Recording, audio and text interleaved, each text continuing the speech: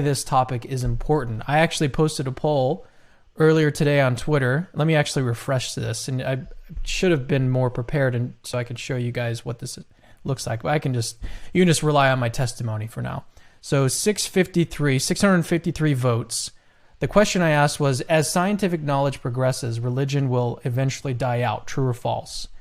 35% said true, 65% said false. Now, some of the skeptics, some of the atheists that responded to this did say that they don't think it's going to happen. They wish it would happen, but they don't think it's going to happen. But it does look like, I mean, it's not a huge sample, but of the people that voted, there's a good percentage that think that eventually religion is going to die out as scientific knowledge increases. And so let me just ask you, Justin, why do you think that this question is important to respond to in the first place? Well, I think it's important to respond to because it says something about what we are as humans. What's our nature like? How do we anchor that nature socially? How do we scaffold our values and so forth? And the idea that religious thought is this sort of special protected kind of thought is a very common idea of democracies around the world too. And if it goes away, then there's this sort of gap, this lacuna that we need to figure out, well, what's going to be taking that place? So even if one is optimistic about religion, whatever that is going to go away, then that seems to suggest somebody has something in mind about, well, and I hope that these kinds of things will fill that space. And I mean, that's just a broadly human question because it may require citizenry from lots of nations around the world to sort of jointly decide, well, what is that thing that's going to fill that gap and will it do the job? So I think those are some of the issues in this space. And I mean, for the nerd in me, it's just a fun question too, because whenever you have one of these that has kind of historical sort of, evidence in the background, and then it's got this contemporary science stuff, but yet we have to speculate about the future. Come on, this is great talk.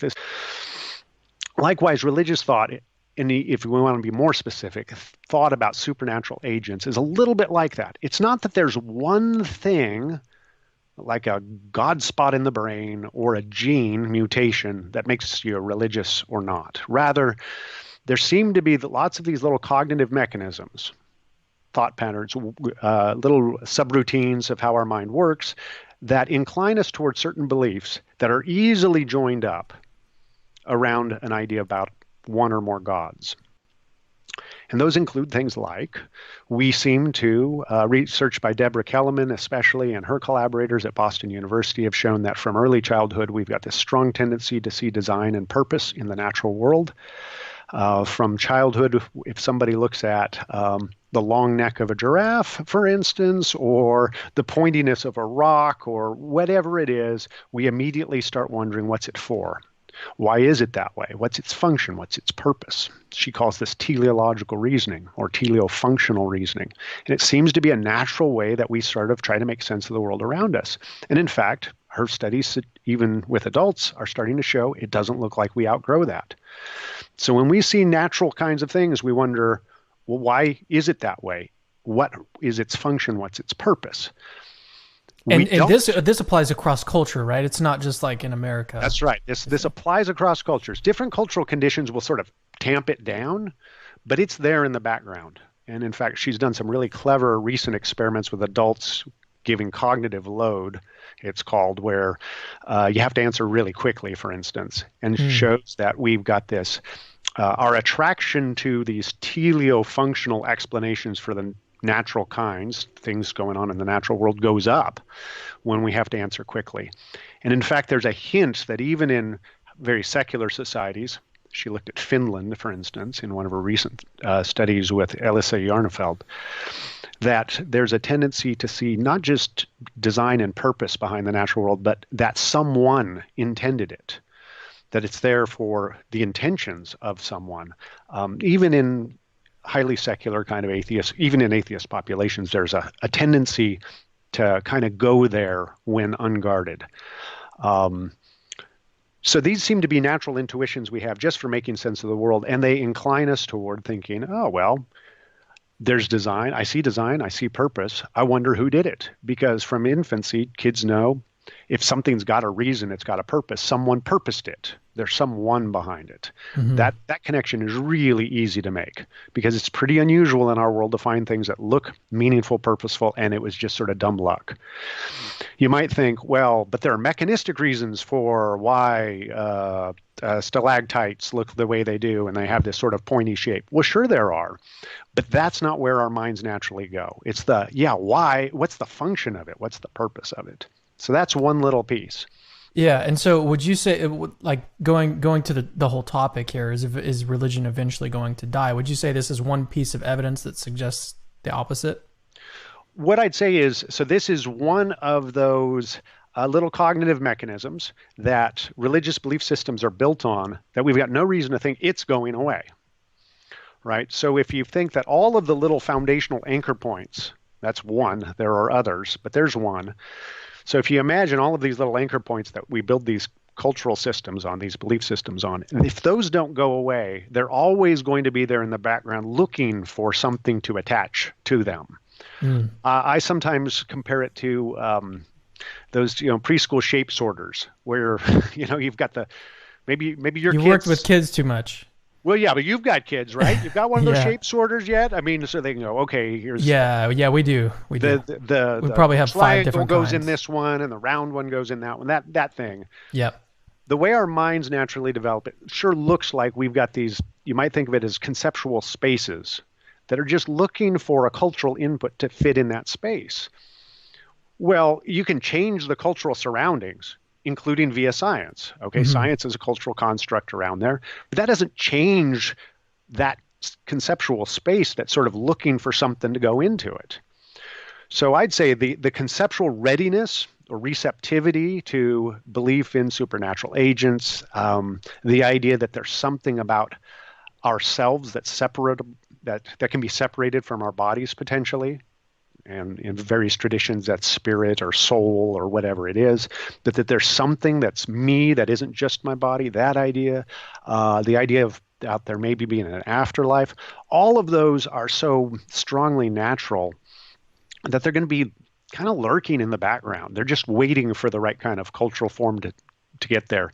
And I can't see that science, at least in any near period of time, is gonna touch those intuitions. Atheism so far. Okay, so then, because these seem to be part of our natural human equipment, deciding to be an atheist doesn't make them go away, right? Or being raised in an atheist culture doesn't make them go away. They're still there. Okay, so you're still going to have intuitions, even as a committed atheist living in a place like, I don't know, Iceland is one of the top 10 most atheist countries on earth. You're still going to have the same kind of intuitions that the things in the natural world look the way they do for a reason or a purpose. You're still going to attach meaning to storms or winning the lottery or whatever it is. You're still going to find yourself drawn to think in terms of who did it. You're going to still feel that pull, even if you're getting taught and enculturated with the idea of, yeah, but not God, not a capital G God. No, not that. That's not the answer. That's not the thing to put in that conceptual gap. So we see in a place like Iceland, for instance, that a majority of Icelanders actually believe in elves. It's like 52%. Wow, what kind of elves are we talking about here? Like, Well, there's sometimes elves it doesn't translate in English real well. It's sometimes called the hidden people. Elves, fairies, they're somewhere in between that. They're kind of nature spirits in a way. And in fact, there are laws on the books that prevent you from just building a road through an area where the hidden people are known to live without first, getting permission from them and all kinds of stuff that we might think outside of that context is kind of strange, and you might find especially surprising from a country that is well known for being so atheistic. Well, and so your point is that this just shows that this is so natural, like even in an atheistic culture, it's still going to pop up in different ways. It's going to pop up in different ways. And so we've been seeing, for instance, that as church attendance and people identifying as Christian in, say, the United Kingdom has been going down, down, down, down, down over the last 30 years, belief in astrology and occult and other kinds of, and ghosts has been going up proportionately.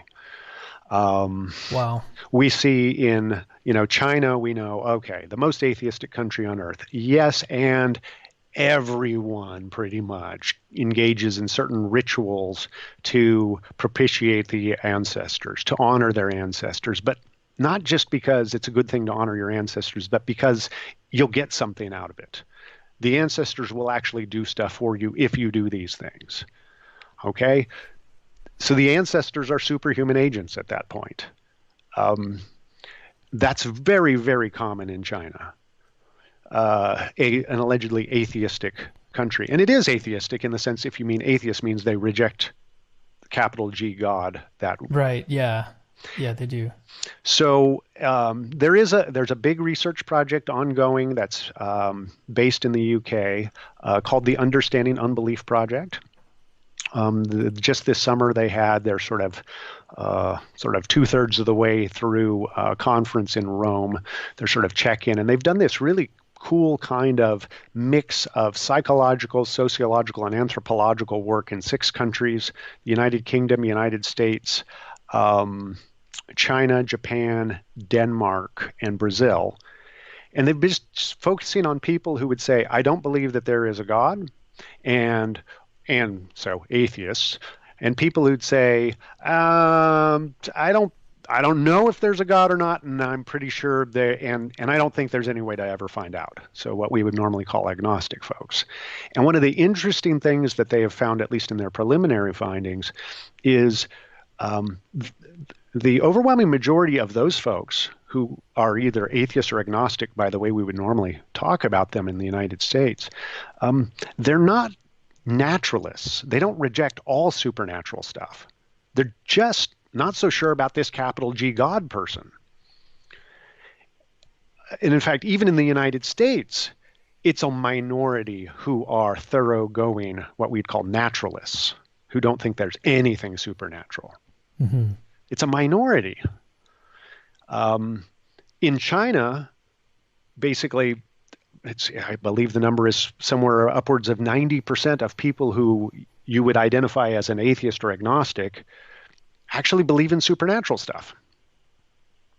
So all of this to say that this sort of clean break, that if you somehow are an atheist, then you don't have any of those kinds of intuitions that are driving what we would normally think of as a religious or supernatural thought. Well, it's just not true. It just shows up in different ways. It shows up in different ways. Some people, yeah, they work hard, and or maybe there's something about them and their personality and their upbringing, whatever it is, and they're pretty strongly committed naturalists. But that's a pretty small slice of humanity.